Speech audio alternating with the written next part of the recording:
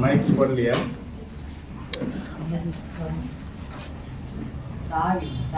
சங்கீதம் 90. ஆண்டவரே, தேவரே, தலைமுறை தலைமுறையாக எங்களுக்கு அடைக்கலமானவர்.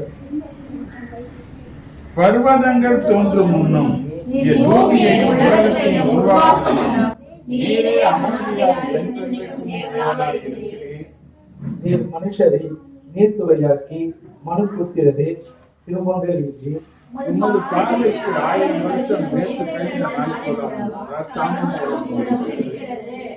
அவர்களை வெள்ளம் போல் வாரிக்கொண்டு போகிறீர். நித்திரைக்கு ஒத்திருக்கிறார். காலையிலே முளைத்த புல்லுக்கு ஒப்பாயிருக்கிறார்கள்.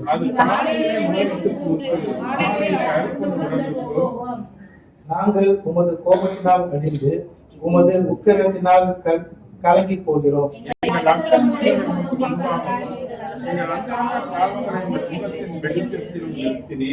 எங்கள் நாட்கள் எல்லாம் உமது கோபத்தால் போய்விட்டது. ஒரு கதையை போல் எங்கள் வருஷங்களை கழித்து போட்டோம்.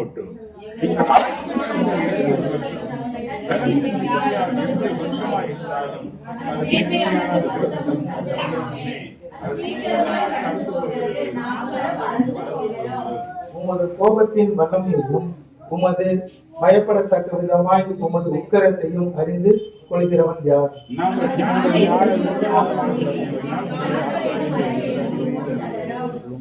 கர்த்தாவே, திரும்பி வாரும்.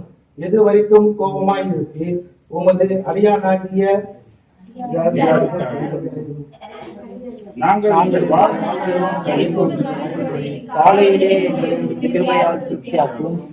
தேவரே, எங்களை சிறுமைப்படுத்தின நாட்களுக்கும் நாங்கள் துன்பத்தை கண்ட வருஷங்களுக்கும் சரியாய் எங்களை மகிழ்ச்சியாக்கும். உமது கிரியை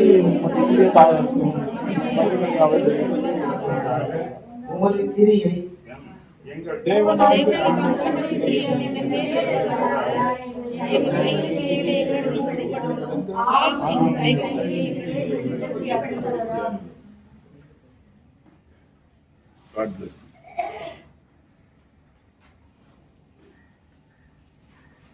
பதினாலாவது வசனத்திலிருந்து 17வது வசனம் வரையிலும் சேர்ந்து வாசிக்கலாமா? நாங்கள் எங்கள் வாழ்நாளெல்லாம் களிப்புடன் மகிழும்படி எங்களை திருப்தியாக்கும்.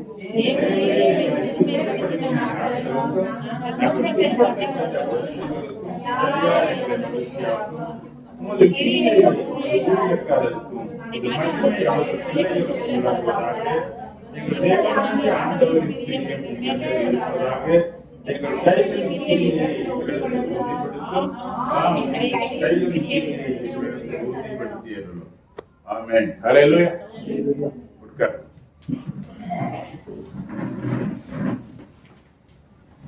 இன்னைக்கு சங்கீத தியானம் மகன் யாதேஷ் தான். அவர் கொண்டு வந்த வார்த்தையை கரங்களை தட்டி உற்சாகமாக வருகிறது. ஹல்லேலூயா.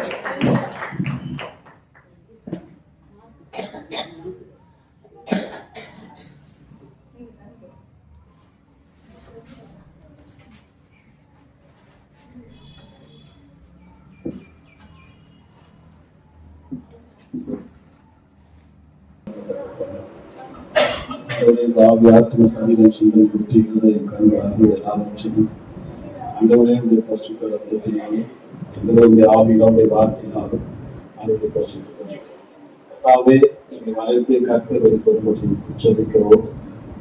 நேரத்தை கருத்தில் போட்டு வளர்க்கறது ஆசிரியர் இயேசுவின் முன்னேற்ற நாமத்தில் வெளிப்படுகிறேன். ஆமென். ஹல்லேலூயா. ஹல்லேலூயா. சங்கீதம் 90 12வது வசனத்திலே நாங்கள் ஞான இருதயம் உள்ளவர்களாகும்படி எங்கள் நாட்களை என்னும் அறிவை எங்களுக்கு போதித்தருளும். அல்லேலூயா. ஒரு ஞானம் உள்ள இருதயம் நமக்கு வேண்டும். ஆமென். அல்லேலூயா. என்ன வேணும்? ஞானம் உள்ள இருதயம் நமக்கு வேணும்.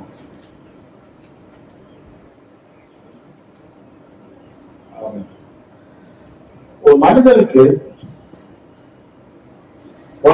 பேசுனது நாவு ஒரு மனிதனுக்கு எவ்வளவு முக்கியம் அப்படின்னு பேசணும் இல்லைங்களா? நாவை என்ன பண்ணணும்? காத்துக் கொள்ளணும். இன்றைக்கு இருதயம் ஒரு மனிதனுக்கு முக்கியம். ஆமென். அல்லேலூயா, அல்லேலூயா, அல்லேலூயா. அது இருதயம் எப்படி இருக்கணுமா? ஞானம் உள்ள இருதயமா இருக்கணுமா? அல்லேலூயா. ஏன்னா அந்த இருதயம் தான் எல்லா காரியத்துக்கும் என்ன பண்ணுது? மூல காரணமா இருக்குது. அல்லேலூயா. வேறு இப்படியா சொல்லுகிறது, இருதயம் வந்து பாத்தீங்கன்னா மனுஷன் உண்டாக்கப்பட்டதுல இருந்து அவன் சிறு வயது தொடங்கி கடைசி வரைக்கும் என்னவா இருந்துதான்? மோசமானதா இருந்துதான். நான் சொல்லல, ஆண்டவர் சொல்லல. ஆமென். எப்படி இருக்குதா? அவர் இப்படி இருக்கிறத பார்த்து அவர் மனசு வந்து வசனப்பட்டுதான். அல்லேலூயா. அப்படி இந்த இருதயத்தின் காரியங்களை நம்மளால எப்படி மேற்கொள்ள முடியும்? நம்ம இருதயம் குடிக்குது இல்லையா? ஆனா சமயத்துல என்ன பண்ணோம் அப்படின்னா, நமக்கு ரொம்ப வேண்டப்பட்டவங்களுக்காக என்ன பண்ணோம்? கொஞ்சம் நிறைய பிடிக்கும். வேண்டாதவங்களுக்கு பிடிக்காது. அல்லேலூயா. கொஞ்சம் பழகினவங்களுக்கு நார்மலா பிடிக்கும். அப்படி நம்ம இருதயம் எப்படி போயிட்டே இருக்குதா? இருதயத்தை குறிச்சு நிறைய காரியம் கேட்டிருக்கீங்க. நான் வந்து இருதயத்துடைய குறைகளை சொல்ல நான் ஏன்னா அவங்கவுங்களுக்கு எல்லாருக்கும் தெரியும். நம்ம நிறைய செய்தியை கேட்டோம். இருதயம் எப்படி மோசமானது, மாறுபாடானது, கேடு உள்ளது, அது உள்ள இருந்து எல்லாம் புறப்பட்டு வருது. மார்க் 7ஆம் அதிகாரத்துல உங்களுக்கு 23 எல்லாம் எழுதி இருக்கிறது. எத்தனையோ காரியங்கள் இருதயத்துக்குள்ள இருந்து வருது இல்லையா? அப்போ இந்த இருதயத்தின் காரியங்களை தேவனாகிய ஆண்டவர் இயேசு கிறிஸ்து மனிதனா இந்த உலகத்துக்கு வந்தார் இல்லைங்களா? வந்தாரா இல்லையா? வந்தாரா இல்லையா? ரைட். மௌனமா இருந்தா எல்லாரும் எல்லாம் தெரியும்னு நினைச்சுக்க கூடாது. எல்லாம் பேசணும். இங்க வந்தாரு இல்லையா? வந்தவருக்கும் மனுஷனை போலதான் வந்தாரு. மாம்சத்தோட அர்த்தத்தோட என்ன பண்ணாரு? வந்தார். ஆனா அவர் மட்டும் எப்படி நன்மை செய்வதை சுற்றி தெரிஞ்சாரு. அல்லேலூயா. அவருக்கு ஒரு இதயம் இருக்கும் இல்லையா? அவர் மனுஷனை போலதான் செயல்பட்டாருன்றதுக்கு ஒரு இடம் இருக்குது சரிங்களா? மத்திய சுவிசேஷத்துல எடுக்கிறதா நான் சொல்லுவேன். நேரம் குறைவு, கொஞ்சம் இது கொஞ்சம் டெப்தா எடுக்கணுன்றதுக்காக நானே வாசிக்கிறேன் சரிங்களா? கடைசி நேரம் அவர் சிலுவையில ஒப்பு கொடுக்க போறாரு, பிடிபட போறாரு. அவரை தேடி வராங்க. இப்ப அவர் சொல்றாரு, பிதாவின் இடத்துல ஒரு ஜெபம் பண்றாரு.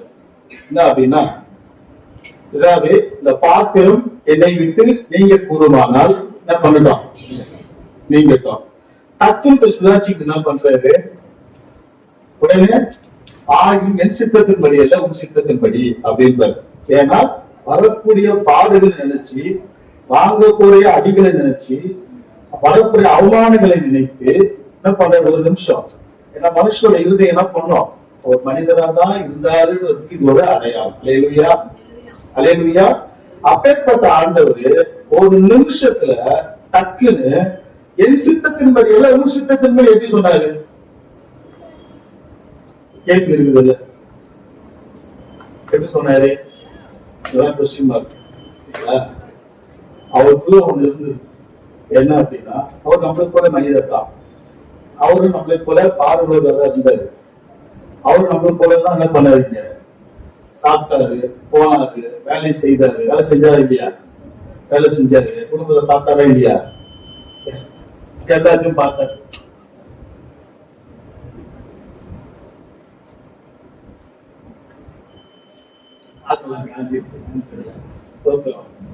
இல்ல செஞ்சாரா இல்லையா? ஆனா அவருக்குள்ள இருந்த ஒரு விசேஷம் என்ன அப்படின்னா, அவர் இருதயம் எப்படி வந்து காத்து கொள்ளப்பட்டது அப்படின்னா, அவர் எப்படி மற்ற நன்மை செய்தாருன்னா, அவர் எப்படி எல்லாருமே சரிசமமா பார்த்தாரு அப்படின்னா, அவர் எல்லாருக்கும் நன்மை எப்படி செய்ய அவரால் முடிஞ்சது அப்படின்னா, தனக்கு கேடு நினைத்தவங்க கூட அவர் என்ன பண்ணவே இல்லை, கருத்து கொள்ளவே இல்லை. இப்படிப்பட்ட இருதயம் அவருக்கு எப்படி வந்தது அப்படின்னா, அவருக்குள்ள ஒன்று இருந்தது. அது என்ன யாராவது சொல்ல முடியுமா? பாஸ்டர் ஐயா வந்தா வேற போய் இவர் ட்ரை பண்ணலாம். எனக்கு நீங்க ட்ரை பண்ண சொல்லலாம். அபிஷேகம். அல்லேலூயா அல்லேலூயா. என்ன இருந்தது? அபிஷேகம். இங்க இருக்கிற எல்லா இடத்துல எல்லாரும் அபிஷேகம் பெற்று கொண்டீங்களா? தேவனுடைய ஆண்டை பெற்றவர்களா இருக்கீங்களா? எல்லாரும் இருக்கீங்களா? இருக்கீங்களா? சூறாய்யா இருக்குதா? அல்லேலூயா. இருக்கிறது சொல்லுங்க. ஏன் அப்படியே கவனமா இருக்கா? அப்படி அப்படி இருக்கு என்ன பண்ண போறீங்க? குத்திக்கிறது 20 நிமிஷம் தான். அதை ஒரு 5 நிமிஷம் எக்ஸ்ட்ரா எடுத்துக்கிறது சொல்றோம். பேசுறதுக்காக இல்ல, ஒருத்தர் புரியணுன்றதுக்காக, நீங்க வாழ்க்கையில விடுபடணுன்றதுக்காக இந்த வருஷம் எல்லாத்தையும் திரும்ப அழிப்புன்னு சொல்லி இருக்கிறாரு. திரும்ப அழிக்காம இருக்கிறதுக்கு நீங்க நம்ம வாயை வச்சு என்ன பண்ணிடக்கூடாது, நம்மளே நம்ம செய்கிற நிரூபிச்சிடக்கூடாது. அப்போ என்ன இருந்ததுன்னா அபிஷேகம் இங்க ரொம்ப அவசியம். இந்த வருடத்தினுடைய இது முதல் வாரம் இல்லையா? முதல் வாரத்துல போன கடைசி வாரத்துல என்னன்னா, நீங்க நாம காத்துக் கொள்ளும் பொழுது சாபம் இல்ல ஆசீர்வாதமா மாற்ற முடியும், சாபத்துக்குள்ள போக கூடாதுன்னு இருந்தோம். ஆனா இந்த முதல் வாரத்திலே கர்த்தர் பேச விரும்புகிறாரு, நீங்க அபிஷேகத்தை குறிச்ச வாஞ்சை உள்ளவர்களா இருக்கணும் அப்படின்னா. அல்லேலூயா. இருதயத்தை குறிச்சு நான் எடுக்கும்பொழுது இருதயத்துல மற்ற காரியங்களுக்கு தான் திட்டமிட்டேன். தொடர்ந்து உட்காடுறேன், வரவே மாட்டுது, இதாகவே மாட்டுது. இருதயம் எப்படிப்பட்டு இருக்குது, இப்படிப்பட்ட செயல்களை செய்ய இருதயத்தினால நீங்க என்னென்ன பண்ணி இப்படி இருந்தா எடுத்த. ஆனா அது வரல. ஆனா இருதயத்தை மாற்றக்கூடிய ஒரு காரியம் ஒண்ணு இருக்குது அப்படின்னா, ஒரு அறுவை சிகிச்சை ஒண்ணு உங்களுக்கு வேறு இருதயம் பொருத்தப்பட வேண்டுமானால் வேதம் சொல்லுகிறது, அவர் அபிஷேகம் உள்ளவராய் இருந்தபடியினாலே அவர் நன்மை செய்கிறவராய் சுற்றி திரிந்தார். அல்லேலூயா அல்லேலூயா. தேவன் அவருக்கு தன்னுடைய ஆவியை அளவில்லாமல் கொடுத்தார். நமக்கும் எப்படி பண்ணியிருப்பாரு. அல்லேலூயா. அபிஷேகம் உங்களுடைய எல்லா பிரச்சனைக்கும், ஒரு மனுஷனுக்கு பிரச்சனை முதல்ல எங்க அஃபெக்ட் பண்ணணும்னா முதல்ல இருதயத்தை அஃபெக்ட் பண்ணணும். ஒரு இழப்பு இருக்கலாம், இல்ல ஒரு தேவை கிடைக்காம இருக்கலாம், ஒரு நீண்ட நாள் ஒரு காத்து இருக்கலாம். என்ன பண்ணிடும், ஒரு இருதயத்தை முதல்ல இழைக்க பண்ணணும். நாள் ஒரு விஷயத்தை காத்திருப்பீங்கல்ல, இது கிடைக்குமா, இது கிடைக்குமா, இது வேணும், இது வேணும். ரொம்ப நாள் ஒன்று இருந்தது இழந்து போயிருப்பீங்கல்ல, அப்படி எப்படி நம்ம ஈடுகட்ட முடியும் அப்படின்ற ஒரு சூழல், ஒரு வழி உங்களுக்கு இருக்கும் இல்லையா? அதை மாற்றக்கூடிய வல்லமை எதுக்கு இருக்குது? பசுத்த ஆவியானவருக்கு தான் இருக்குது. ஏன்னா அவர்தான் எல்லாவற்றையும் என்ன பண்ணீங்க உண்டாக்கினார். அல்லேலூயா. எல்லாவற்றையும் அதை தேவன் சொல்ல அவர் அதை உண்டாக்கினார். ஆமென். அல்லேலூயா. அப்படி அந்த அபிஷேகம் முதல்ல வந்து பாத்தீங்கன்னா ஏசாயா 10:27 பாத்தீங்கன்னா, அபிஷேகம் வந்து பாத்தீங்கன்னா தோளில் இருக்கிற சுமைகள் கழுத்தில் இருக்கிற விபத்து என்ன பண்ணிட்டோம். ஒரு பாரமான சூழல் உங்களுக்கு இருக்குதா, பிரச்சனைகளோடு உங்களுக்கு இருக்கீங்களா, அதை தாண்டணுமா? நீங்க எப்படி இதை தாண்டணும் உங்களுக்கு தெரியலையா? அப்போ இந்த அபிஷேகம் என்ன பண்ணுமா, இந்த சுமைகளை நீக்கக்கூடிய ஒரு வல்லமை பெற்றதா இருக்குது. அல்லேலூயா. எபேசியர் 2ஆம் அதிகாரம் 10ஆம் அதிகாரம் பாருங்க. 2ஆம் அதிகாரம் 10வது வசனம். ஏனெனில்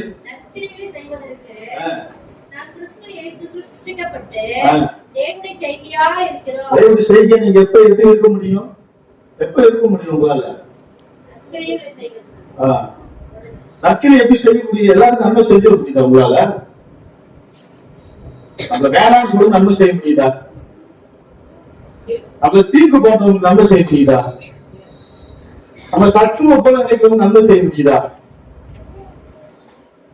உங்க நல்லவங்க செய்கிறவங்க மட்டும் நல்லது செய்யணும்னு எழுதிருக்குதா? இல்ல இல்லையா? அப்ப நன்மை உங்களால எப்படி செய்ய முடியும்?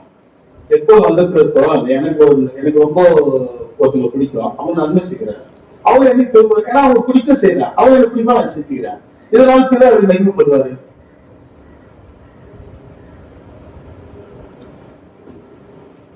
பண்ண முடியாது. ஆனா அதே எனக்கு தீமை செஞ்சவங்களுக்கு நான் ஒரு நன்மை செய்யும் பொழுது இப்ப என்ன நினைப்பாங்க? என் வாழ்க்கை நிறைய நடந்திருக்குது. எனக்கு பயங்கரமா தீமை செஞ்ச ஆளுங்களுக்கு, பயங்கரமா எனக்கு பின்னாடி பேசின ஆளுங்களுக்கு, பயங்கரமா என்ன வந்து பயங்கரமா பேசின ஆளுங்களுக்கு நான் நன்மை செஞ்சுக்கிறேன். அவங்களுடைய விளைவு என்ன? அவங்க ரட்சிக்கப்பட்டிருக்காங்க.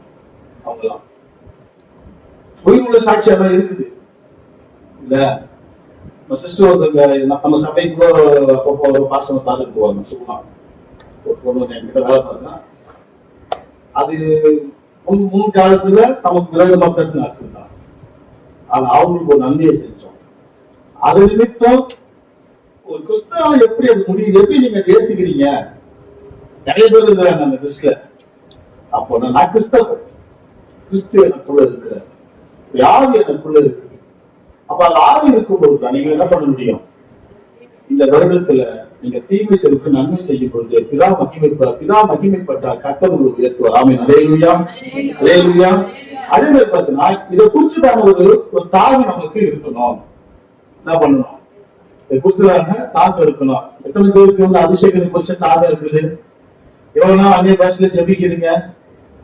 இந்த அபிஷேகத்தை பெற்றுக் கொள்ளும்படியா எவ்வளவு பேர் வந்து எதுக்காக ஓடுறீங்க? ஓடுறீங்களா? அது கேள்வி கேட்கிற மாதிரி நினைச்சு கூடாது. ஓடுறீங்களா? ஓடுறீங்கன்னா ஓடணுன்றதுக்காக கேட்கிறோம். ஓடுறீங்களா? அபிஷேகத்தை குறிச்ச வாஞ்சை இருக்குதா? டெய்லி அபிஷேகத்தை குறிச்சு பாக்குறீங்களா?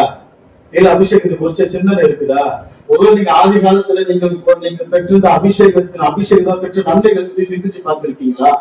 ஒரு செய்தி கேட்டு சொல்றது, ஒரு பிரச்சனை வரும்பொழுது, ஒரு தீமை வரும்பொழுது, உங்களால சமாளிக்க முடியாத ஒரு சூழல் வரும்போது நீங்க என்ன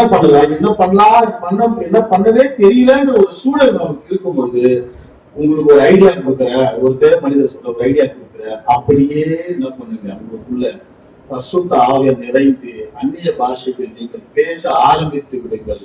நீங்கள் அவைகளை கடந்து விடுவீர்கள்.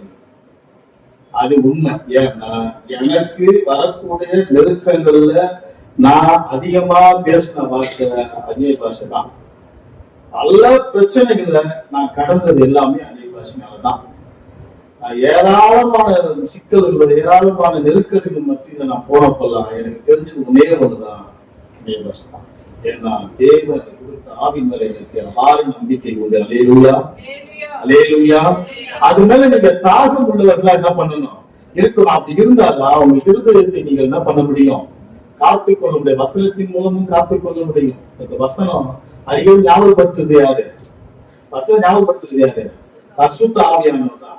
அடித்தளவு எதுதான்? பரிசுத்த ஆவியானவர் தான். அந்த பரிசுத்த ஆவியானவரை குறித்த ஒரு விழிப்பு உங்களுக்கு என்ன பண்ணணும். ஒரு சாதாரண ஒரு புக்கு வீட்டுக்கு வந்து தேவன் போறாரு, பேசினார். என்ன பண்றாரு? ஒரு புக்கு வீட்டுக்கு போறாரு. நீங்க பல இடங்களை பார்க்கலாம். ஒரு இடத்துல கலங்கி நின்றாருன்னு இருக்கும், ஒரு இடத்துல இயேசு கண்ணீர் விட்டார்னு இருக்கும். ஒரு துக்க வீட்டுக்கு போனா நமக்கு அப்படி வருதா? அவர் தெய்வம் தானே, அவர் எல்லாருக்கும் தெரியும் தானே. பிறப்பு இறப்புன்றது அவருக்கு தெரிஞ்ச விஷயம் தானே, ஆனா அவர் ஏன் வந்து அப்படி கலங்குறாரு? சுப நிகழ்வுகளை பார்க்கிறோம், துக்க வீட்டுல நம்ம என்ன பண்ணிக்கணும், கலந்து கொள்ளணும். அவ இருதயம் அப்ப எப்படியா இருக்குது? நமக்குள்ள ஒரு அபிஷேகம் இருக்குமானால் நம்மளால பார்த்துட்டு சும்மா இருக்க முடியுமா? இருக்க முடியாது. அவருக்குள்ள ஒரு அபிஷேகம், அந்த அபிஷேகம் உங்களுக்குள்ள வந்துருச்சுன்னா இறக்கம் வரும். அபிஷேகம் உங்களுக்குள்ள வந்துருச்சுன்னா தாழ்மை வரும். அபிஷேகம் உங்களுக்குள்ள வந்துருச்சுன்னா தேவனுடைய மற்றவங்களுடைய எல்லா துக்கத்தையும் தன்னால் ஏற்றிக் கொள்ளக்கூடிய, பரிந்து பேசக்கூடிய, அவர்களுக்கு அந்த ஆறுதல் படுத்தக்கூடிய, செபிக்கக்கூடிய ஒரு ஆற்றல் உங்களுக்குள்ள என்ன பண்ணிடும், வந்துடும். ஒரு கிறிஸ்தவம் ரொம்ப அவசியம். ஏதோ போயிட்டு ஒரு இடத்துக்கு போய் கடந்து போவோம், ஒரு பிரச்சனை கேட்கணும்னு நிறுத்த முடியாது. ஒருத்தர் 3 பிரச்சனை சொல்லணும்னு வச்சுக்கல, நீங்க என்ன பண்ண முடியாது, அந்த பிரச்சனை கேட்டுக்கிட்டு அப்படியே வீட்டுல தூங்கிட முடியாது. ஆக நம்ம சும்மா விட மாட்டார். அல்லேலூயா, அல்லேலூயா, அல்லேலூயா. நமக்குள்ள ஒரு இருதய பரிசுத்தம் வந்து இன்னைக்கு தேவை. ஆமென், அல்லேலூயா. அப்படியே நீங்க இந்த வருஷமே கடந்து போயிடக்கூடாது. அடுத்த ஒரு நாள் இந்த வருஷம் உங்களை விடவே மாட்டார். ஆமென். ஏன்னா அவர் இந்த வருஷம் உங்களுக்கு எல்லாவற்றையும் திரும்ப கொடுக்க போற ஆண்டுன்னு சொல்லிட்டாரு. திரும்ப கொடுக்கணும்னா சரி செய்யணும்ல, சரியா சரி பண்ணாத பாத்திரம் வேணும்ல. ஒரு நல்ல பொக்கிஷத்தை ஒரு பாத்திரத்துல ஊற்றணும்னா நிக்கணும்னா அந்த பாத்திரம் சுத்திகரிக்கப்படணும்ல. அப்ப சுத்திகரிப்பு தானே இப்போ கண்டிப்பா முதல்ல சுத்திகரிப்பு, அப்புறம் தான் அற்புதம். இந்த வருஷம் வந்து வாக்கு தத்துவம் வந்து சகலத்தையும் என்ன பண்ண போறான், திருப்பி தர போறான். பட்சித்த வருஷங்கள் விளைவுகளை நான் உங்களுக்கு என்ன பண்ணுவேன், திரும்ப அழிப்பேன். அப்ப திரும்ப அழிக்கிறது தகுதி உள்ளவர்கள் நம்ம என்ன பண்ணிக்கணும், மாற்றணும். அப்ப நம்மளால அது முடியுமா? முடியாது. ஆனால் ஆவியானவர்கள் என்ன பண்ண முடியும், அது முடியும். சபை ஆவியானவர்கள் நிறைந்து இருக்க வேண்டும். சபை ஆவியானவர் குறித்த ஒரு விழிப்பு வேண்டும்.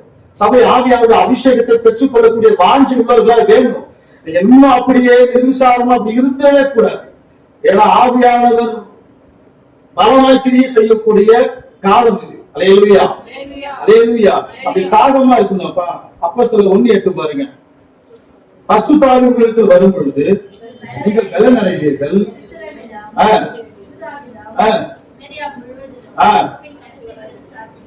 சாட்சிகளாய் இருப்பீர்கள். சாட்சிகளாய் இருப்பீர்கள். சாட்சி சொல்ல வருது இல்ல, சாட்சியா இருப்பீர்கள். சாட்சியா இருக்கணும் அப்படின்னா என்ன இருக்கணுமா? உங்களுக்கு பரிசுத்த ஆவி நமக்கு இருக்கணும். பரிசுத்த ஆவியானவர் தான் பண்ணணும், நமக்கு இருக்கணும்.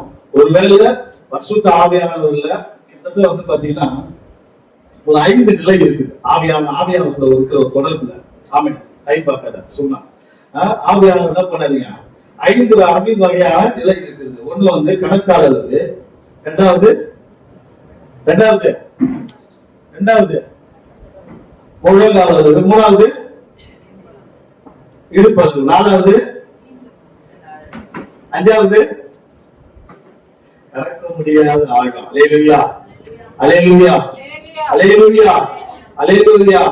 ஆவியானுடைய அபிஷேகத்தை குறித்ததான வார்த்தை நமக்கு என்ன பண்ணுது? 1 சாமுவேல் 10ஆம் அதிகாரம் 6ஆம் வசனம் பாருங்க. 1 சாமுவேல் 10ஆம் அதிகாரம் 6வது வசனம். அப்பொழுது கர்த்தருடைய ஆவி உன்மேல் இறங்குவார். நீ அவர்களோட கூட தீர்க்கதரிசனம் சொல்லி வேறு மனுஷன் ஆவாய். ஆமென். அல்லேலூயா, அல்லேலூயா. வேறு மனிதர்களாய் என்ன பண்ணணும்? முந்தைய சாபங்களையும் முந்தைய பாவங்களையும் முந்தைய பிரச்சனைகளோடு கூட எப்பொழுதும் நெருக்கத்தோடு கூட இருக்கிற நிலை மாறணும் அப்படின்னா ஆவியானவர் எங்க இறங்கணும்? உங்களுக்குள்ள ஆவியானவர் எங்க நீங்க தூண்டணும்? உங்களுக்குள்ள இருக்கிற ஆவியானவர் தூண்டப்படும் பொழுது, நீங்கள் ஆவியில பலன் அடையும் பொழுது உங்களுக்கு வேறு மனிதர்களா என்ன பண்ணுவீங்க? மாறுவீங்க. சபை எப்பொழுதும் தேவனுடைய ஆவியினால் நிறைந்தவராய் இருக்க வேண்டும். அல்லேலூயா. அப்படி இருந்தாதான் என்ன பண்ண முடியும்? சபை காரியங்களை நம்ம தன்னை ஈடுபடுத்திக் கொள்ள முடியும். சபை சம்பந்தப்பட்ட விஷயங்கள்ல நம்ம இருதயத்தை என்ன பண்ண முடியும்? அங்க வைக்க முடியும். இப்படி சபைக்கு உண்டான காரியங்கள்ல என்ன பண்ணணும்? நீங்க சபை இது உங்களுடைய தேவனுடைய வீடு, இது உங்களுடைய வீடு. இங்க இருக்கிறவங்க அத்தனை பேருமே உங்களுக்கு உறவுக்காரங்க. யாரு இருக்க? யாருங்க? உறவுக்காரங்க. சொல்ல முடியுதா உங்களால? சொல்ல முடியுதா? எல்லாரும் எங்க உறவுக்காரங்க சொல்ல முடியுதா? அப்ப சொல்ல முடியலன்னா முதல்ல உங்க ஆவியை நீங்க செக் பண்ணுங்க. நீங்க என்ன பண்ணுங்க? உங்க ஆவியை செக் பண்ணுங்க. உங்க ஆவி சரியில்லைன்னு அர்த்தம். செக் பண்ணுங்க ஃபர்ஸ்ட். இங்க இருக்கவங்க எல்லாரும் உறவுக்காரங்க. இங்க இருக்கும் ஒரு பிரச்சனைனா உடனே நம்ம என்ன பண்ணணும்? அவன் கூட நிக்கணும். எங்கேயோ எங்க வீட்டுல ஏதோ நடக்குது, நமக்கு என்ன? உங்க வீட்டுல ஏதோ நடந்தா நீங்க மற்ற வேலையை விட்டு என்ன போவீங்களா? போக முடியுமா உங்களால? ஆவி சரியில்லை. நீங்க என்ன பண்ணுங்க? உங்க ஆவியை பரிசோதித்துக் கொள்ளுங்க. நீங்க பரிசுத்த ஆவியால் நிறைந்து இருக்கணும். நீங்க நிறைஞ்சு இருந்தீங்கன்னா சபை என்னுடைய வீடு. இங்க இருக்க அத்தனை சகோதர சகோதரிகள், இங்க இருக்க ஒரு பிரச்சனை நான் உடனே அவங்க கூட போய் நிற்பேன். அவங்களை நான் விசாரிப்பேன். அவங்களை போய் நான் பார்ப்பேன்.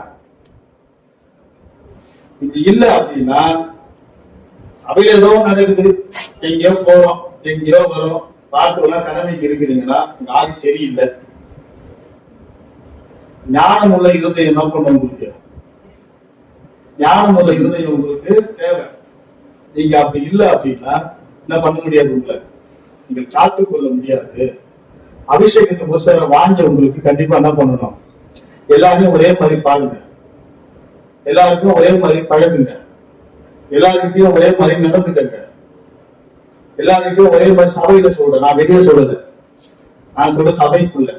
நீங்க சபைக்குள்ள கிறிஸ்துவுக்கு முன்பாக நீங்க எல்லாரும் சரிசமம் தான். நீங்க சபைக்குள்ள ரெண்டாவது உங்க இருதயத்துல நீங்க எந்த கசப்போ எந்த காரியம் வச்சுக்காதீங்க. ஏன்னா ஆவியானவருக்கு அது என்ன பண்ணாது? ஒத்துக்காது. என்ன பண்ணாது? கசப்போ வைராக்கியம் கோபமோ இருந்தா என்ன பண்ண மாட்டாரு? கிரியை செய்ய மாட்டாரு. ஒருவேளை கிரியை செய்யாம இருந்தா அது உங்களுக்குள்ள கசப்பு, வைராக்கி, கோபம் இருக்குதுன்னு அர்த்தம். அதெல்லாம் சரி செய்ய முதல்ல சுத்திகரிப்புக்குள்ள என்ன பண்ணணும்? சபை வரணும். சுத்திகரிப்புன்றது எஸ்தர் புஸ்தகத்துல பாத்தீங்கன்னா ஒரு ராஜாத்தி ஒரு ராஜாவை பார்க்கறதுக்கு முன்னாடி எப்படி எல்லாம் சுத்திகரிக்கப்படணும்ன்ற வார்த்தை ஏராளமா என்ன பண்ணுது, எழுதி இருக்குது. வீட்டுல போய் அந்த வசனத்தை சொல்ல மாட்டேன், ஃபுல்லா படிங்க. அப்பதான் என்ன பண்ணலாம் தெரியல. ஏன்னா நான் எழுதி வச்சுக்கிறேன், எனக்கு தெரிஞ்ச வச்சுக்கிறீங்க, நான் வச்சிருக்கிறேன். அப்படிப்பட்ட ஒரு சுத்திகரிப்பு ராஜாவுடைய மனவாட்டில் இருக்கிற நாம எப்படி சுத்திகரிப்பு இருக்கிறோம். அந்த சுத்திகரிப்பு வந்து எழுத்து பிரகாரம் சுத்திகரிப்பு பண்றாங்க. நம்ம ஆவியின் பிரகாரம் சுத்திகரிப்பு பண்ணணும். நமக்குள்ள சுத்திகரிப்பு ரொம்ப அவசியம். இந்த வருஷத்துடைய இந்த வாக்கு தத்துவம் நம்முடைய ஒவ்வொருடைய வாழ்க்கையில நிறைவேறணும்னா நாம சுத்திகரிக்கப்படணும். அல்லேலூயா. கிறிஸ்துவை போல எல்லாருக்கும் நீங்க நன்மை செய்யணும். கிறிஸ்துவை போல எல்லாருக்கும் நீங்க நன்மை செய்யணும் அப்படின்னா உங்களுக்குள்ள பாத்தீங்கன்னா பரிசுத்தாவின் வல்லமை இருக்கணும். நீங்க ஆவியானவர் உங்களை என்ன பண்றாரு, இன்னைக்கு சுத்திகரிக்கும்படியா என்ன பண்றாரு. இன்னைக்கு நிறைய பெருசா வச்சுக்கிறேன், டைம் ஆயிடும், நான் பேசுறேன், எனக்கு அது மேல போல தோற்றம். சுத்திகரிப்புக்குள்ள என்ன பண்ணுங்க, சபை மீண்டும் ஒரு ஐக்கியத்துக்குள்ள வரணும். சபை மீண்டும் ஒரு ஒருத்தருக்குள்ள இருக்கிற ஒரு ஐக்கியத்தை பலப்படுத்தணும். சபை மீண்டும் என்ன பண்ணணும், ஒரு சுத்திகரிப்புக்குள்ள வரணும். சபை ஒவ்வொருத்தரும் தன்னுடைய சரீரத்தை நாம வந்து சபைங்கிற கிறிஸ்துவத்துல நம்ம என்ன பண்றோம், சபையா இருக்கிறோம். சபை தேவனுடைய வீடு. நாம ஒவ்வொரு அவயங்களா இருக்கிறோம். ஒவ்வொரு அவயங்களும் என்ன பண்ணணும், ஒவ்வொருத்தரும் ஒரு வேலையை நம்ம செஞ்சாகணும். நீங்க ஆவியானுடைய அனுக்கிரகத்தினால இவைகளை பெற்றுக்கொள்ள முடியும். உங்க இருதயம் சரியா இல்ல, ஆனா சரியா இருக்கணும் அப்படின்னு நான் குற்றப்படுத்த நினைக்காதீங்க, அது எனக்கும் கூட தான் வச்சுக்கோங்க. நம்ம இருதயம் சரியா இருக்கணும் அப்படின்னா நாம ஆவியானவர் நிரப்பப்பட்டு இருக்கணும். ஆவியானவர் அதாவது ஏதோ ஒண்ணு வந்து பேசலாம், ஏதோ ஒண்ணு ஒரு ஆசீர்வாதத்தை பேசுவோம். நான் எப்பயுமே வந்து இந்த மாதிரி காலையில் எடுக்கிறாரு, ஆசீர்வாதத்தை மட்டும் எடுக்கிறாரு, அதுக்கு அவரு. ஆனா திரும்ப எடுக்கும் போது இந்த வார்த்தை தான் என்னால அதுல இருந்து மீளவே முடியல. தயவு செய்து சொல்றேன், சபை மீண்டும் சுத்திகரிக்கப்படுங்க. ஒண்ணும் பண்ண வேணாம், ஆவியானவர்களுக்கு வாஞ்சிங்க. அவருடைய அபிஷேகத்துல உங்களுக்கு என்ன பண்ணிட்டோம், ஒரு வாஞ்சை உண்டாகட்டும். அந்த வாஞ்சை மீண்டும் என்ன பண்ணுங்க, புதுப்பிச்சு கொள்ளுங்க. மீண்டும் தேடி தேடி என்ன பண்ணுங்க, எங்கெல்லாம் வேதத்துல அபிஷேகம் நிறைந்து இருக்கிறதோ அந்த இடத்தெல்லாம் நீங்க தேடி தேடி தொட்டு தொட்டு ஜபிச்சு இசைக்கல என்ன சொல்றாருன்னா, வேதம் வாசிச்சுக்கினே வரும்போது அபிஷேகம் இந்த வார்த்தைகள் அந்த கை வச்சுக்கின்னு ஆண்டவர் என்ன இப்படி அபிஷேகம், என்ன இப்படி அபிஷேகம், என்ன இப்படி அபிஷேகம் பண்ணுதுன்னு சொல்லுவாராம். அப்படி சொல்லிட்டு ஒவ்வொரு அழுவார். பெரிய ஊழியக்காரங்க எனக்கு தெரிஞ்சா முழங்கள் பண்ண வானம் திறக்கும், அப்படிப்பட்ட ஊழியக்காரங்க. ஆனா அவங்க சிறுப்புதை போல என்ன பண்ணுவாங்க, நம்ம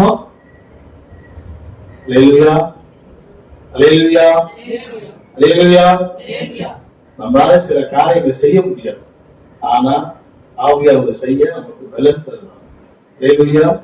கடைசியா கூட ஒரு புத்தகம் கூட மன்னிக்க முடியும். ஆமென். அல்லேலூயா. என்ன பண்ணுங்க, நாள்ல நிறைய வசனங்கள் எடுத்து வச்சோம், ஆனாலும் கூட சொல்ல முடியாது. சுத்த இருதயம் உள்ள இஸ்ரவேலுக்கு கர்த்தர் நல்லவராக இருக்கிறார். ஆமென். கர்த்தர் நல்லவராக இருக்கணுமா, சுத்த இருதயம். கர்த்தர் நல்லவர் என்று ருசித்து பாருங்கள். நாங்க போனவர் என்ன பண்ணுமா, கர்த்தர் எப்ப ருசிக்க முடியும், சுத்த இருதயம். சுத்த இருதயம் இருக்குதா, சுத்த இருதயம் வந்துருச்சுன்னா அவங்களுக்கு நல்லவரா இருப்பாங்க. அவங்க நல்லவரா இருந்தா நீங்க ருசிச்சு பார்க்க முடியும். இந்த வருடத்தின் முதல்லயே பாத்தீங்கன்னா சுத்திகரிப்பு, எப்படின்னா கடைசி சுத்திகரிப்பு இருக்கும். சுத்திகரிச்சு பாத்திரத்தை கொடுத்துட்டாரு. இப்ப சுத்திகரிச்சு அதை நம்மளுடைய வாழ்க்கையில பெற்றுக்கொள்ளணும் அப்படின்னா பட்சித்த வருஷங்களோட விளைவு. இது வரைக்கும் நீங்க இதெல்லாம் விட்டீங்க, இதெல்லாம் போச்சு, இதெல்லாம் வராம நிக்குது, இதெல்லாம் தடைப்பட்டு இருக்குது. இப்படி சொன்னா புரியும். வயலுடைய பிஎஃப் பணம் வராம இருக்குது இல்ல, வர வேண்டிய சொத்து வராம இருக்குது இல்ல. இப்ப இதெல்லாம் வந்தா எனக்கு எவ்வளவு மகிழ்ச்சியா இருக்கும். பல வருஷமா இருக்கும், அதெல்லாம் வராம இருக்குது, இன்னும் கிடைக்காம இருக்குது. எவ்வளவு எஃபெக்ட் போட்டோம், தொழில எவ்வளவு இன்வெஸ்ட் பண்ணிட்டோம், எவ்வளவு வேலைகளை செஞ்சிட்டோம், இன்னும் அதெல்லாம் என்ன பண்ண முன்னேற்றம் வராம இருக்குது. ஆனா இந்த வருஷத்துல அது வரும். ஆமென். அல்லேலூயா. அப்படி வரணும் அப்படின்னா இருதயம் சுத்தம் உள்ளவர்களா இருக்கணும். ஆமென். அல்லேலூயா. அந்த இருதயத்தை சுத்தப்படுத்த பரிசுத்த ஆவியானவர் தான் அருள் மருந்து. ஆமென். அல்லேலூயா. அவர் தான் எல்லா ஆழங்களையும் அறிந்திருக்கிறவர். அந்த ஆழத்தின் ஆழத்தில் போய் எல்லாத்தையும் அவரை சரி செய்ய முடியும். அப்படி சரி செய்ய முடிஞ்சாதான் என்ன பண்ண முடியும்? உங்களால உங்கள் இருதயம் என்ன பண்ணணும்? தேவனை போல மாறணும். அல்லேலூயா. அல்லேலூயா. அப்படி இருக்குமானால் நீங்கள் என்ன பண்ண முடியும்? உங்களுக்கு எல்லாவித நன்மையும் உங்களுக்கு உண்டாகும் சொல்லி சங்கீதத்தை முடிக்கிறோம்.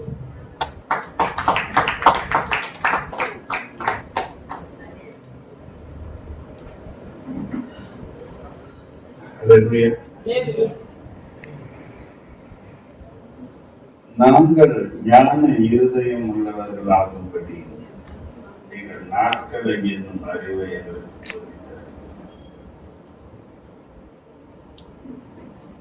நான் பேசினதாவது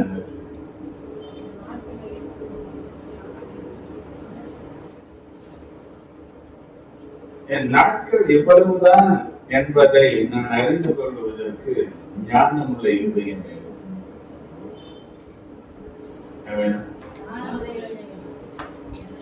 ஞானமுள்ள இருதயம் இல்லைன்னா இருளடைந்த இருதயம் இருக்குமா? ஒண்ணுமே இது நமக்கு என்ன இருதயம்? அழுகிறவர்களோட கூட சேர்ந்து அழுங்க, சந்தோஷப்படுகிறவங்க கூட சேர்ந்து ரெண்டு காரியம் சொல்ற. சந்தோஷப்படுகிறவங்க கூட சந்தோஷப்படணும், அழுகிறவங்க கூட நம்ம என்ன பண்ணணும்? ரெண்டுத்திலையும் நம்ம இருக்கணும். அதுக்கு ஞானம் உள்ள இருதயம். எனக்கு இன்னைக்கு நடந்தது, நாளைக்கு ஒண்ணு நடக்கும். என்ன வேணும் நமக்கு? இந்த அறிவு வேணும், இந்த அறிவு வேணும். சபை ஒரு குடும்பம், சபை ஒரு குடும்பம், ஒரு தகப்பனுடைய பிள்ளைகள். அப்போ ஒரு குடும்பம் என்பது மாம்சத்தின்படி எழுத்தின்படி மட்டும் கிடையாது, ஆவியின் பிள்ளைகள். அதுதான்.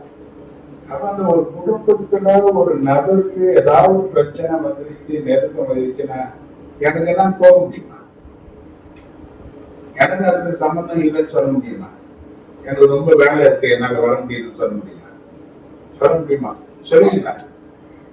ஏன் அதுவும் குடும்பம் தான், இதுவும் இதுவும். அப்ப சபை தேவனுடைய அனந்த ஞானம். சபை தான் தேவனுடைய சமூகத்தில் இருக்க வேண்டியது. அது இருதயத்தை குறித்து பேசிட்டாரு. ஒரு இருதயம் எப்படி இருக்கணும்? பரிசுத்த ஆவியினுடைய அபிஷேகம் வேணும். ஏன் பரிசுத்த ஆவியினுடைய அபிஷேகம் வேணும் தெரியுமா? எபேசியர் 1:13 அதை பார்க்கலாம்.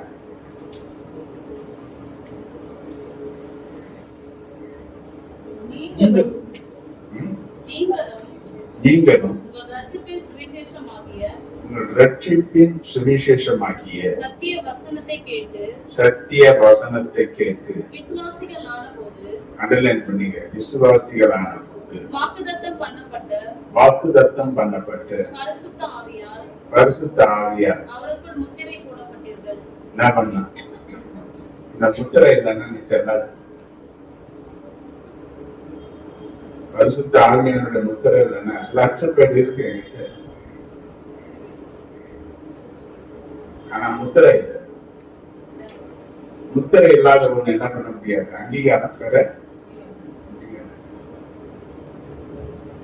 இப்ப பரவம் போவதற்கு அங்கீகாரம் உனக்கு பரிசுத்த ஆவியானவர் தான்.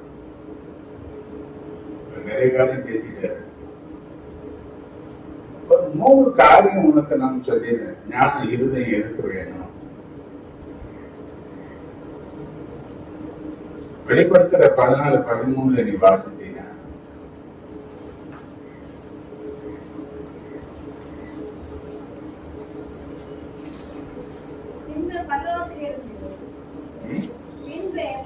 பின்பு பரலோகத்தில் இருந்து சத்தம் உண்டாக கேட்டு, அண்டர்லைன் பண்ணீங்க, அது கர்த்தருக்குள் மரிக்கிறவர்கள் பாக்கியவான்கள் என்று எழுது.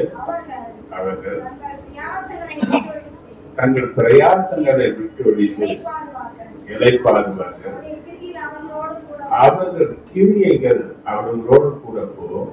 ஆவியானவரும் ஆவியானவர் ஆம் என்று திருவள்ளுவர் திருவள்ளுவர் என்று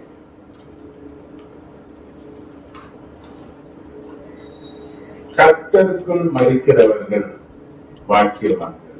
யாரு? யாரு? இப்ப நம்ம மரணம் கர்த்தருக்குள்ள இருக்கா? ஒரு நாள் மறிப்போம், ஒரு நாள் மறிப்போம். கிறிஸ்து நமக்கு ஜீவனாய் இருப்பாரானால் சாவு நமக்கு லாபம். கிறிஸ்துவை நாம் நஷ்டப்படுத்தி விட்டால் சாவு நமக்கு நஷ்டம். அப்ப வாழக்கூடிய காலகட்டத்துல அவரை ஆதாயப்படுத்திக் கொள்ளக்கூடிய இருதயம் தான் ஞான இருதயம். எதையும் ஆதாயப்படுத்துறதுக்காக முடியும். நாளெல்லாம் எங்க வரும் இல்லையா?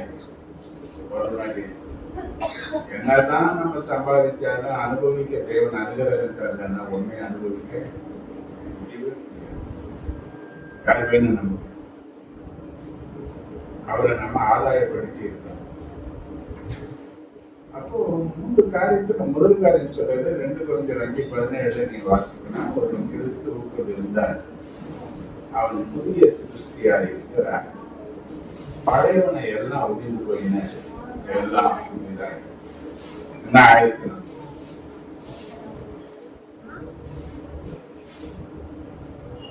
என்கிட்ட பழசும் இருக்கு புதுசும் இருக்கு, எனக்கு 2ம் இருக்குது அப்படின்னு சொன்னா நம்ம புதிய சிருஷ்டியா ஒன்னும் உருவாகல. கிறிஸ்துவுக்குள் இருக்கிறவன் ஒருத்தன் யாரா மாறுவான்? புதிய சிருஷ்டியா அப்படி மாறுகிறவன் தான் கர்த்தருக்குள் இருக்கிறவன் என்றார். ஒரு மாற்றமும் இல்லாத கிறிஸ்தவ வாழ்க்கையில எந்த ஒரு லாபமும் நமக்கு வரவே வராது. மரணம் என்பது ஒரு முடிவல்ல, அது இன்னொன்று தொடங்கும். அப்ப முதல்ல என்ன வேணும்? கிறிஸ்துவுக்குள் இருக்கிறவர்கள் கர்த்தருக்குள் மறிக்கிறவர்கள், கர்த்தருக்குள் இருக்கிறவர்கள் சொன்னா அவங்க புதிய சிருஷ்டியா இருக்கணும். என் இருதயம் எப்படி மாறணும்னா பழையவனை எல்லாருக்கும் ஒழிக்கிறதுக்கு நான் பிரயாசப்படுறேன். ஒவ்வொரு நாளும் எனக்கு ஜீவன் தந்ததுக்கு காரணம் இன்னும் என்னை சுத்திகரித்துக் கொள்வதற்காக. என்ன ஒரு சுத்திகரிப்பு வேணும். நான் ஒவ்வொரு நாளும் என் சீட்டு கிழிக்கப்படும். டெய்லி காலண்ட சீட்டு கிழிக்கிற மாதிரி ஏன் சீட்டு கரண்டி பாருங்க. வருஷம் புதுசுல அந்த டெய்லி காலண்டர் பார்த்தீங்கன்னா ரொம்ப கனமா இருக்கும்.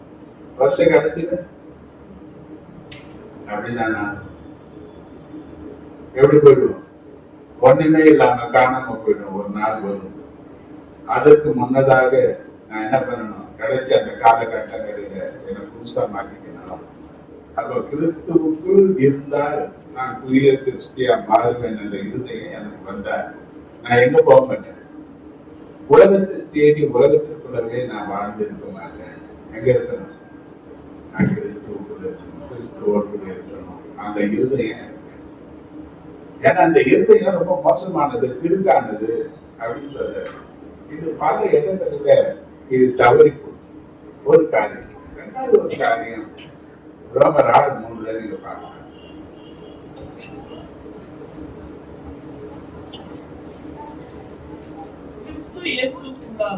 கிறிஸ்து இயேசுவுக்குள்ளாக ஞானஸ்தானம் பெற்ற நாம் அனைவரும் அவருடைய மரணத்துக்குள்ளாக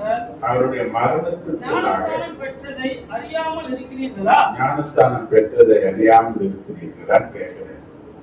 ஞானஸ்தானம் என்னங்க?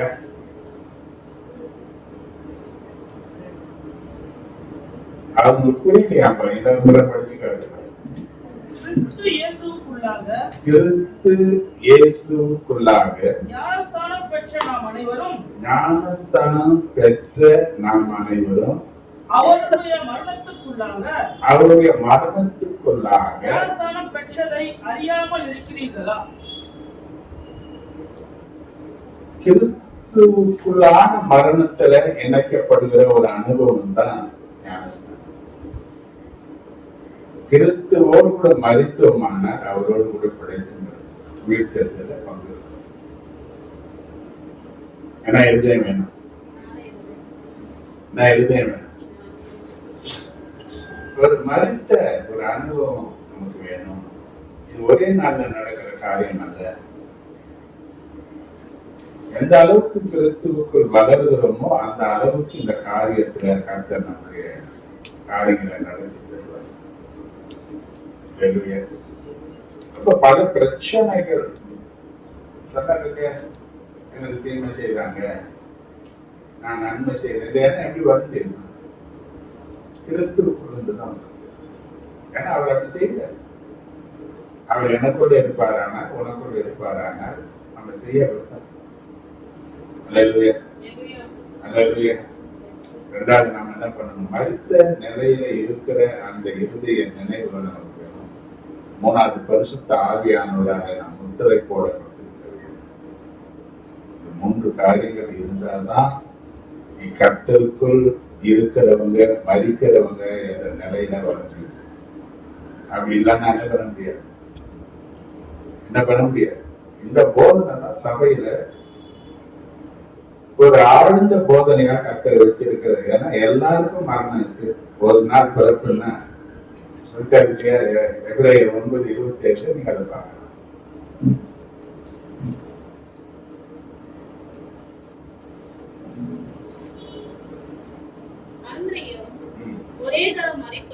ஒரே தரம் மரிப்பதும் பின்பு நியாய தீர்ப்பு அடைவதும் மனுஷருக்கு நியமிக்கப்பட்டிருக்கிறபடியே ஒரு தரம் பிறக்கிறதா மரிக்கிறதா மனுஷனுக்கு எத்தனை வாட்டி பிறக்க. அப்போ இதுதான் வாழ்க்கை. இந்த வாழ்க்கையில நாம் எப்படி நடக்கிறோம் என்பதற்கு நமக்கு ஞான இருதயம் தேவை. நான் இருதயம் வேணும். இன்னைக்கு நாட்களை நம்ம வீணடிச்சுட்டோம். நாட்கள் அவன் சொல்லலாம். சங்கீதம் 39:4 நீங்க பாத்தீங்கன்னா, கர்த்தாவே நான் எவ்வளவாய் நிலையற்றவன் என்று உணரும்படி என் முடிவையும் என் நாட்களின் அளவு இவ்வளவு என்பதை எனக்கு தெரியும். எத்தனை பேர் கேட்கிறான்?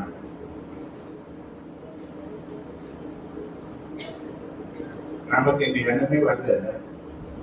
பர்த்டே குச்சி ரொம்ப சிறப்பா கொண்டாடுற எண்ணம் வரும். பர்த்டே டெத்தா மாறிச்சுன்னு என்ன பண்ணுவோம்? அதை நினைக்கிறதுக்கெல்லாம் நமக்கு நேரமே கிடையாது.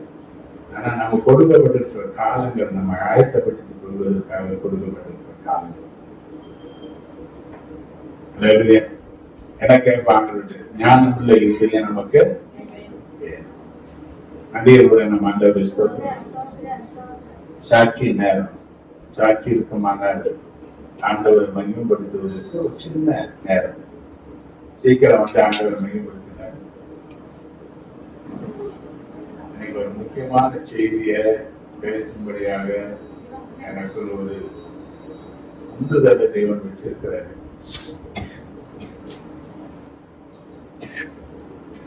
கர்த்தருடைய பரிசுத்த நாமத்துக்கு ஸ்தோத்திரம்.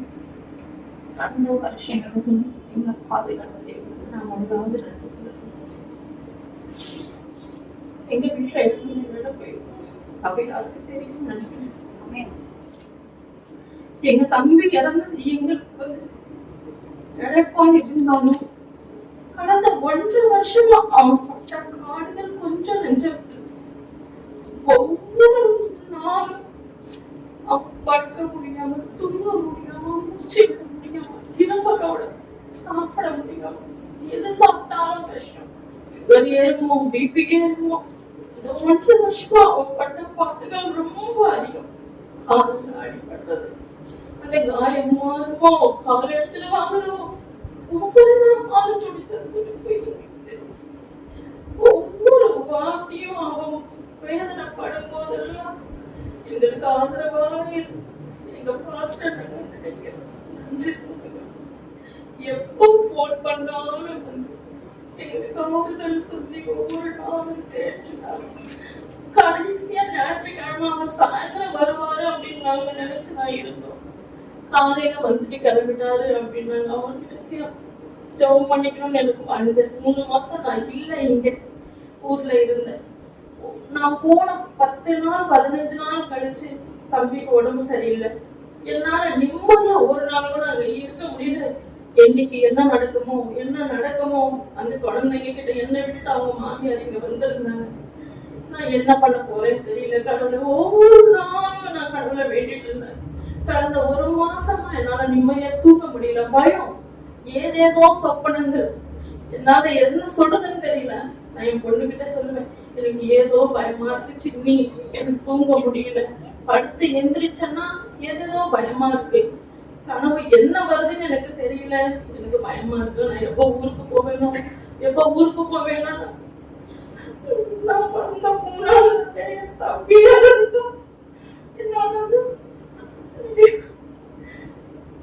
கர்த்தர் அவங்களோட இருக்கிறதுக்கு எனக்கு உதவி செஞ்சிருக்கிறாரு. தெரியல. சபையெல்லாம் வந்ததுக்கு நான் நன்றி சொல்லுகிறேன். எங்க போதகருக்கு, எங்க பாஸ்டர்மாருக்கு நாங்க ரொம்ப நன்றி சொல்லுகிறோம். அதே மாதிரி சனிக்கிழமை 24ஆம் தேதி ஜப கூட்டம் வச்சிருக்காங்க. நீங்க எல்லாரும் வரணும்னு நான் நினைக்கிறேன். பாஸ்டர் அறிவிப்பாரு. நன்றி.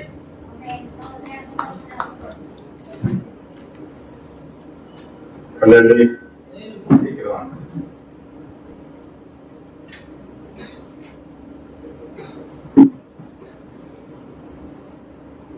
கர்த்தரை பரிசுத்த நாமத்துக்கு ஸ்தோத்திரம். கர்த்தரை மட்டும் என்னை தாங்கி நடத்தினால் கர்த்தருக்கு நன்றி செலுத்துறேன். ஒரு 2-3 மாசமாவே எனக்கு ரொம்ப இரும்பல் ஜாஸ்தியாவே இருந்தது. ஒரு கோல்டு, அது என்னால என்ன பண்ண முடியல, ரொம்ப தாங்க முடியாத இருந்துச்சு. ஆண்டவர் எனக்கு பலனா இருந்தாரு. கர்த்தருக்கு நன்றி செலுத்தினேன். எல்லாவற்றிலும் தேவன் எனக்கு பலனா இருந்து அதெல்லாவற்றையும் இப்போ எது இல்லாதபடிக்கு கர்த்தர் எனக்கு சுகம் தந்தால் அதுக்காக கர்த்தருக்கு ஸ்தோத்திரம். ஒரு 2-3 நாளா என் கால் முட்டி வீக்கம் அதிகமா ஆயிடுச்சு. என்னால நடக்க கூட சுத்தமா முடியல. என்னால அந்த பஸ் கூட ஏற முடியாத அளவுக்கு அவ்வளவு வலி எனக்கு. சில நேரம் அழுகே வந்துடும். ஆனா தேவன் எனக்கு பலனா இருந்தாரு. நான் எங்க விழுந்து போகாதபடிக்கு கர்த்தர் என்னை தாங்கி நடத்தினார். கர்த்தருக்கு ஸ்தோத்திரம். கர்த்தரே எனக்கு பலனா இருந்தபடியால கர்த்தருக்கு மகிமை சொல்றேன்.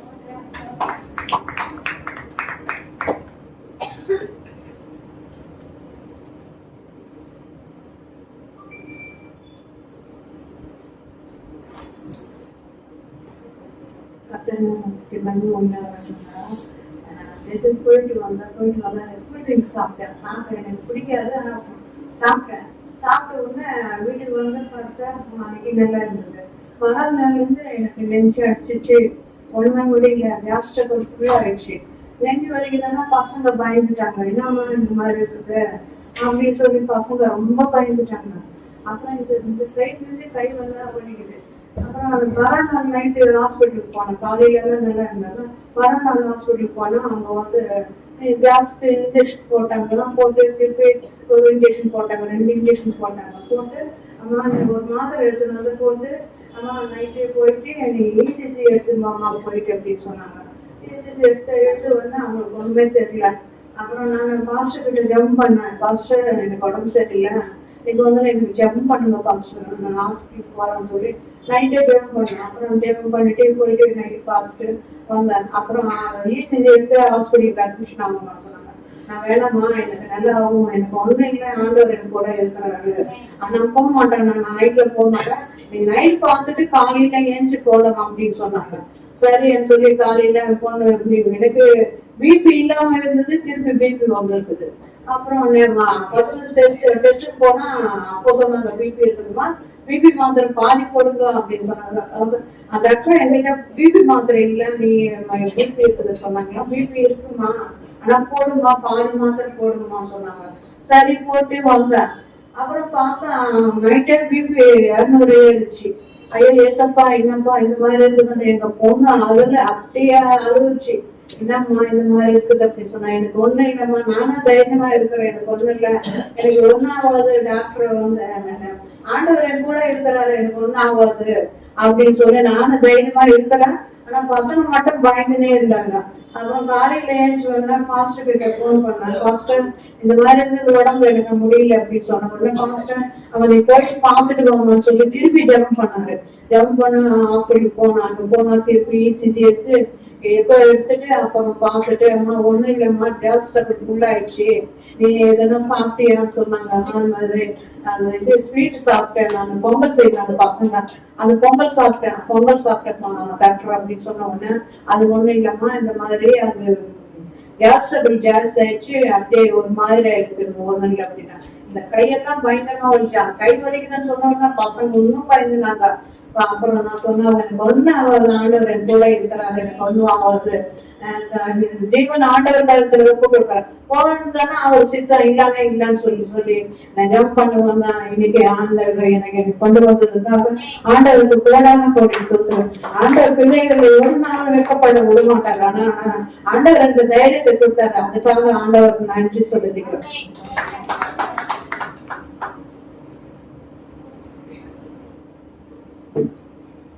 சாட்சிகளோட அறிவிப்பு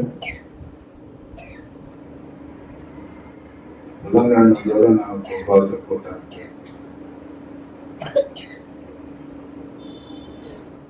இருபத்தி 4ஆம் தேதி சனிக்கிழமை மாலை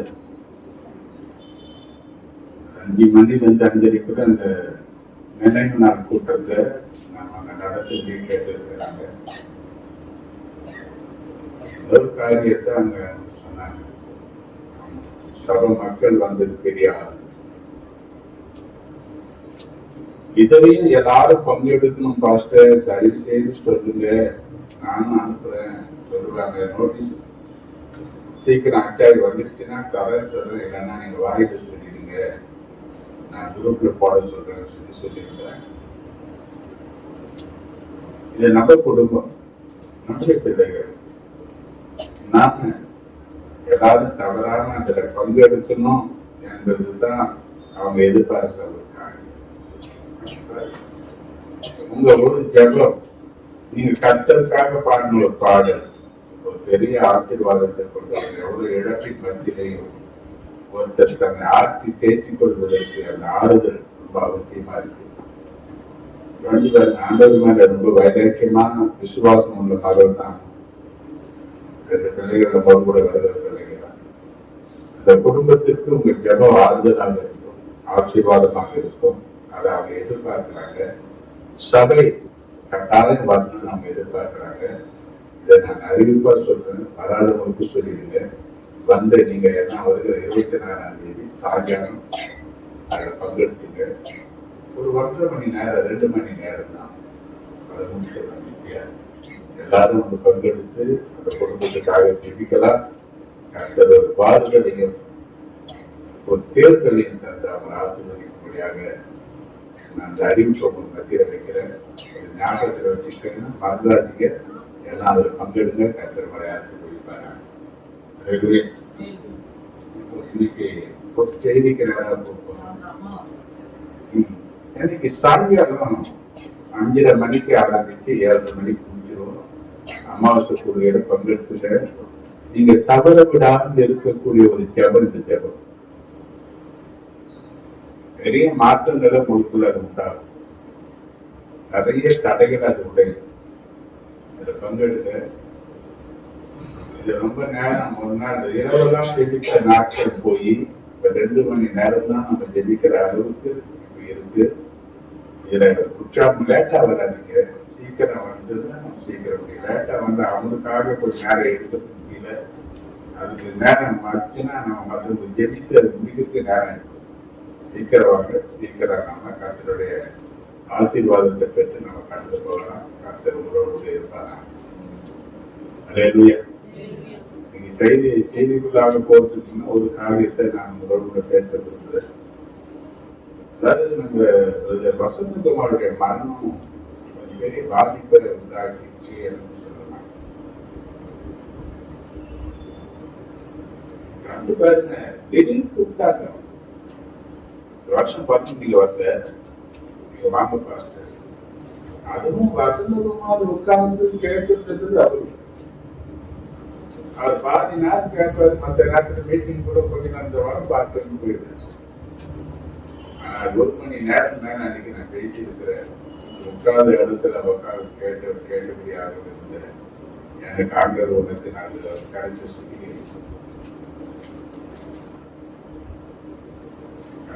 அன்னைக்கு கொடுத்த அவங்க அம்மா எழுதுறாங்க, பாஸ்ட் வந்து இருக்கிறாரு, குறிப்பிட்டு என் கையில ஒண்ணுமே இல்லை. இப்படி இந்த நிலைகளில நான் இருக்கும்போது ஆண்டவர் ஒரு செய்தியை ஞாபகப்படுத்தினாரு. அந்த செய்தியை தான் இன்னைக்கு நான் உங்களோட கூட பேச போறேன். வாக்குதத்த செய்தி அடுத்த வாரம் நான் முடிக்க போறேன். இது அவசியமா இருக்கிறதுனால நான் உங்களோட கூட இந்த செய்தியை நான் பகிர்ந்து கொள்கிறேன். இதை ரொம்ப ஜாக்கிரதையா கேட்கணுங்க. ஏன்னா இன்னைக்கு நாச மோசங்கள், அகால மரணங்கள், நிறைய பிரச்சனைகள் ஏன் வருது என்பதற்கு தேவன் காண்பித்த ஒரு காரியத்தை தான் உங்களுக்கு நான் காண்பிக்க போறேன். என்ன பண்ணுங்க, இந்த வார்த்தைகளை நீங்க கேளுங்க. நல்ல நிலையில நீங்க இருக்கணும் என்பதற்காக தேவன் கொடுத்த இந்த வார்த்தையை நான் உங்களோட பேசுறேன். நீங்க கவர்மெண்ட் கேளுங்க, ஆசீர்வாதம்.